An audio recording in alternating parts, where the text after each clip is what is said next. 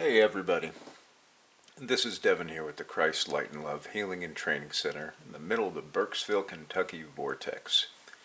And Stephen Greer's back up on the radar. You know, he pops up every so many months and he'll do their larger podcast circuits, and you'll see him on CNN occasionally, and you know, he sat in front of Congress. And I know that everybody just thinks, oh, Mr. Greer is just wonderful. I back that up. Several years ago when I first ran into him, when was kind of looking at him as controlled opposition and a controlled narrative, I was following him a little bit, listening to what he had to say. And years ago, you start to mention Greer is a fraud or he's tied to the Rockefellers, and you just got a huge wall of pushback. And I've noticed now, especially after he went on Alex Jones recently and was, spewing, more of his BS, that I've noticed that there's a lot more people that are awake now and aware of, a picture that I was aware of a long time ago. And here's where we see, Greer sitting at the Rockefeller Ranch with one of the Rockefellers and just having a good old time. And of course you can Google that picture and see the big old grin on his face. You kind of got to wonder why he's smiling like he like the cat who ate the mouse. But I thought I was just going to maybe lightly to touch on this today. But you know what? I started to get to thinking about how I've watched Greer before on some of these recordings you'll see in videos, and if I didn't know any better, I'd seen the guy shapeshift a few times. So he sure looks like he starts to show reptilian features in some of these videos. And I thought I'd talk about that, and of course, do a little Rumble search or a YouTube search. Maybe not so much on YouTube, but well, let's back up just a second. Along with being on, Alex Jones, here we see him. He's on Gutfield channel. We see him that Tyrus is interviewing him. Kim Iverson is interviewing him, and who else we got? Newsmax is interviewing him. Redacted News is interviewing. I mean, he's all over the place.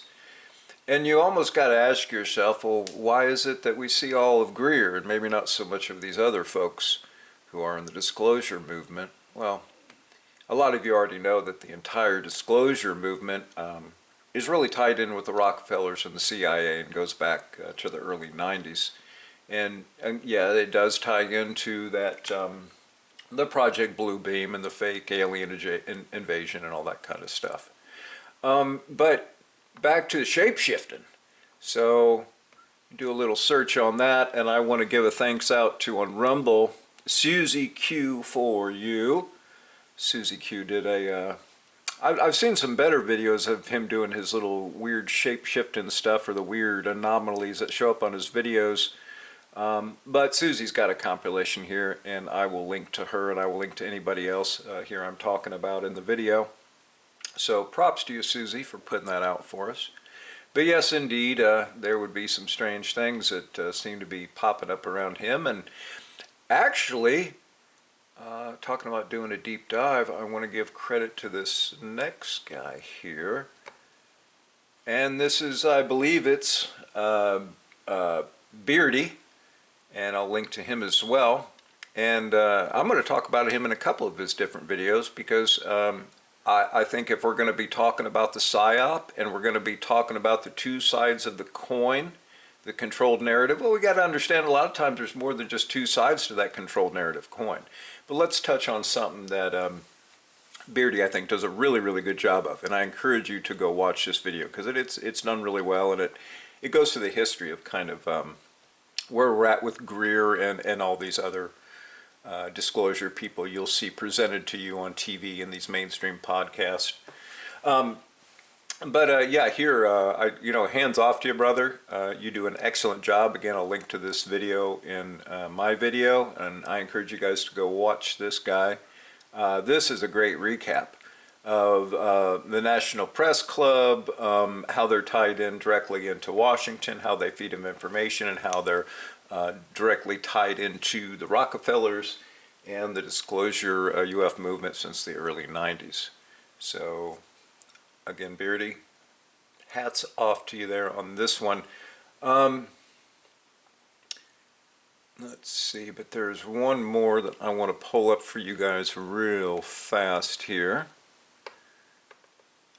Because, here we go. So this is the same gentleman. This is Beardy. But this is where I think we've got a great opportunity to talk about, to use this as an educational purpose and talk when we have a two-sided control narrative, a lot of times there's more than just two sides. So right now you've got kind of the ongoing nuts and bolts discussion, like you've got Greer giving you, and you're keeping it very, very surface level. And then you've got another side I've noticed quite often. Actually, there's probably more like three sides.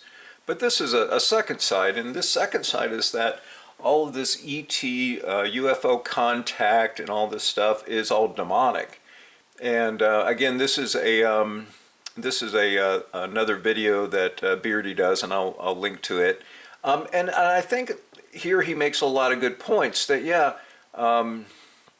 a lot of the UFO contactees and a lot of people I've met in the movement, a lot of them are like really, really out there sort of spiritual folks, and I'm not sure a lot of times where they're coming from. I'm not so sure that they're sure where they're coming from. But in this case, the other side of the controlled narrative is that everything that these people are making contact with is demonic. And that's just the other side of the coin. That's the part of the controlled narrative that's completely false. And it's just not true. And myself and others have had contact for a long time. And to say that everything out there is demonic, well, that's just, it's an oversimplification. And it's way too much of a black and white thinking there, Beardy. And so we've got to keep in mind that when these psyops are presented to us, and when we've got these people who are feeding us this information like Greer, that on the backside there's always going to be, and Beardy could be just what I consider to be a useful idiot. So he could be simply just repeating something that his own, I call it Christian dogma, creates for him, because, here he wants to say that's all demonic. But in all reality, when he goes back and he reads his own Bible, he has to be honest with himself and say, okay, well, the Bible does tell me that only 1/3 of God's angel army fell.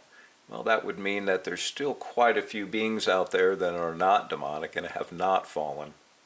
We've got story of Elijah and his chariot of fire, and there's other references in the Bible too, where it sure seems like even in the past there was some form of ET contact that various people in the Bible were having. Of course, we can go back and we can look in the Vedas and all the history there, and so there's plenty of history out there that UFO contact and spirituality are not necessarily separate. That there is some sort of an intersection or an interlap on the people taking a spiritual journey and running into these beings along the way. And that's been my experience as well, is that when you raise your frequency and vibration, you're going to run into all sorts of things. That's where our discernment comes in, and we have to understand that not all ETs are benevolent, and that there are many that are malevolent, but that's where our discernment comes in. But again, I thought this was a great chance to just take a minute and maybe dive a little bit deeper into this, and of course I'd take advantage of covering Dr. Greer. And again, guys, go back and watch these few videos here. I'm going to link to them. I think they'll be a great resource to you. I didn't see any point in running through each one of them and starting and stopping. I tend to ramble enough myself. Again, guys, Devin from the Christ Light and Love Healing and Training Center here in the middle of the Burkesville, Kentucky vortex. Everybody be good, and I'll talk to you again here real soon.